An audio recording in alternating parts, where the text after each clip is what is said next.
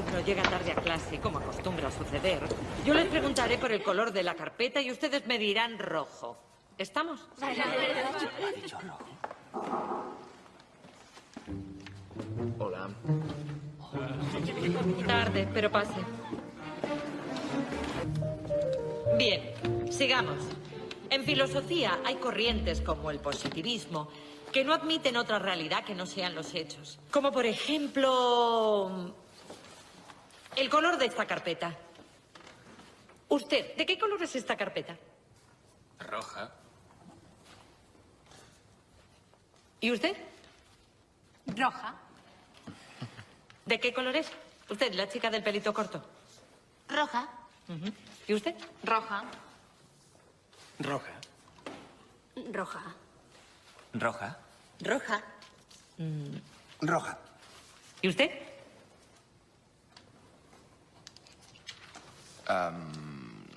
Roja.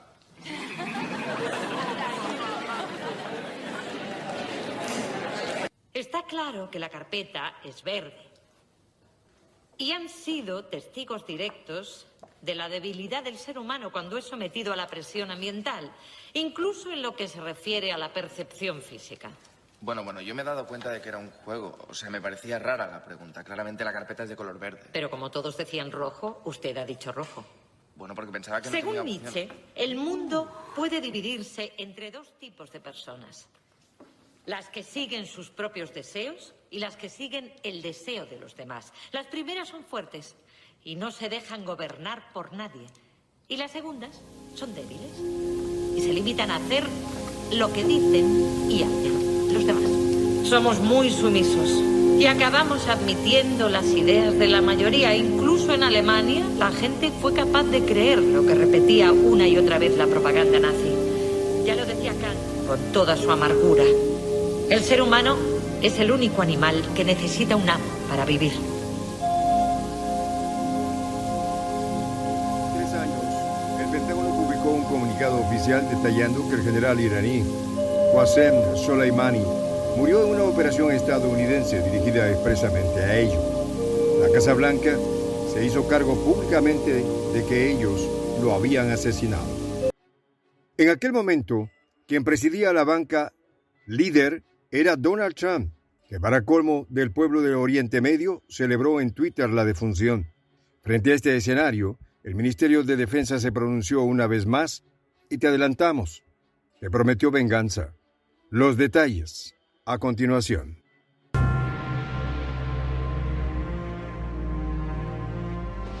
Voz de la Patria Grande. Hace 3 años, precisamente el 2 de enero del 2020, el Pentágono se adjudicó la muerte del general iraní Qasem Soleimani. El escándalo fue total.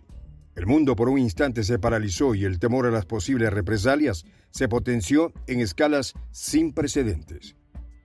En aquel momento, quien presidía la Casa Blanca era Donald Trump, respetado por algunos y muy criticado por otros.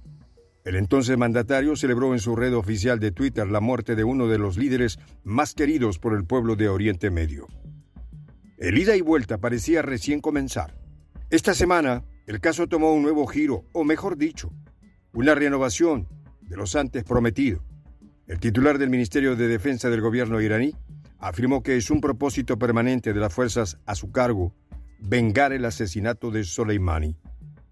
Sí, amigos de Prensa Alternativa, como escuchan bien, aquí no hay exageración alguna. En palabras de Mohammad Reza Ashtiani, las Fuerzas Armadas de Irán tienen los dedos en el gatillo. Y eso es una promesa inviolable. Pero ¿quién era este general y por qué su muerte causó tal revuelo? Para responder a ello y para que en conjunto comprendamos de qué se trata este tópico que roza permanentemente los límites bélicos, iremos desde el inicio de los hechos porque ustedes merecen una historia bien contada. En este informe encontraremos muchas palabras a las que nos estamos habituados. Por ello recomendamos anotarlas una a una y luego buscar información sobre ellas. Así, todo el video cobra aún más sentido. Aclarado eso, nos remitimos a lo que nos compete. Todo comenzó en el nacimiento de Soleimani en el año 1957. El pequeño se gestó en una aldea de montaña de la provincia de Kermán, ubicada geográficamente en el este de Irán, territorio por entonces gobernado por el Shah Mohammad Reza Pahlavi. Criado en el seno de una familia muy pobre, a los 13 años abandonó la escuela y empezó a trabajar como albañil. Casi al mismo tiempo, siendo todavía muy joven, empezó a radicalizarse y a simpatizar con el Ayatollah Khomeini. En muy resumidas palabras, Khomeini fue quien lideró la revolución islámica iraní en 1979. La revolución y posterior derogación de la monarquía de Pahlavi lo convencieron a tal punto que justo después de estos sucesos que marcaron un antes y un después en todo el país, se alistó a los cuerpos de la Guardia Revolucionaria Islámica. Y es aquí donde nos gustaría hacer una pausa en la historia para añadir dos datos claves. El primero es que la Guardia Revolucionaria se creó a partir del complemento de las fuerzas paramilitares que no estaban de acuerdo con la monarquía.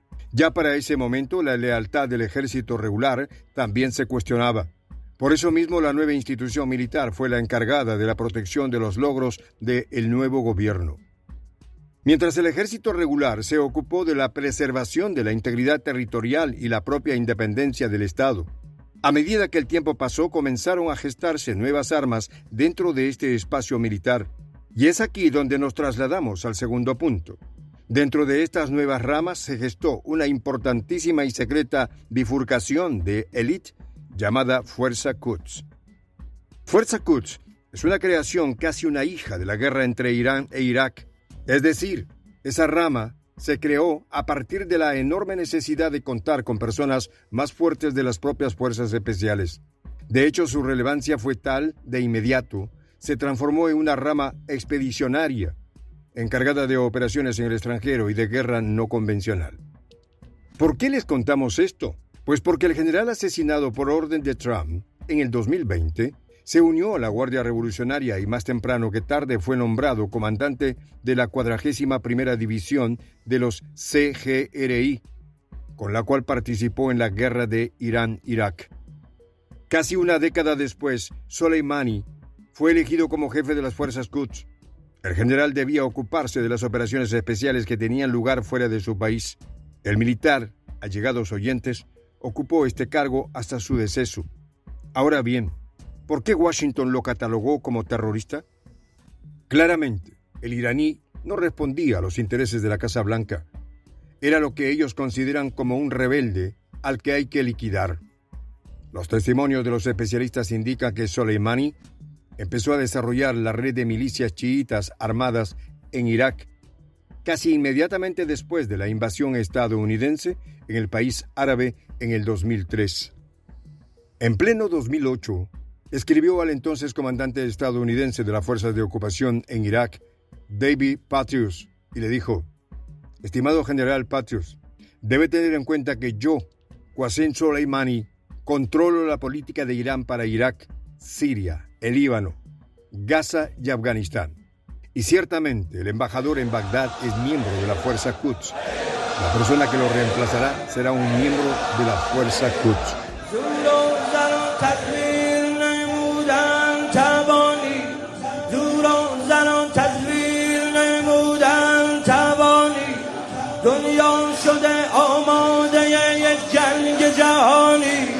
دنیا شده آماده یک جنگ جهانی فریاد شیاطین جهان خوار یهودی بیرون زده از حنجره شاه سعودی بیرون زده از حنجره شاه سعودی تکفیری و وهابی و داعش شده همدست اینها همه زیر سر شیطان بزرگه تا روح خدا در دل این خاک دمیده تا روح خدا در دل این خاک دمیده دشمن به خودش یک شب آرام ندیده دشمن به خودش یک شب آرام ندیده کم کم همه جا میرسد آوای حسینی بین المللی می شود این ارث خمینی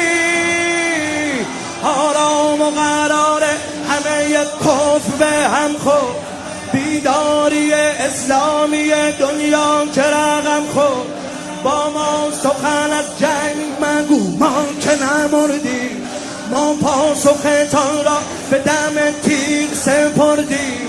از منطقه ما حذف شده واژه تسلیم، در شام و عراق و یمن آماده جنگی، در شام عراق و یمن آماده جنگی. بر ابر حاصل گوابیل ببارد، بر قلب تل‌آویو که سجیل ببارد. فردا که دم حیدری از کعبه برآید، فردا که دم حیدری از کعبه برآید، دوران معاویه صفت‌ها به سر آید. این پرچم شیعه است که بر قله دنیا، هر کس علی دم بزند هموطن ما. یا حیدر کرا زند نقش به زودی، یا حیدر کرا زند نقش به زودی، یا حیدر کرا زند نقش به زودی. بر پرچم سبز عربستان سعودی، بر پرچم سبز عربستان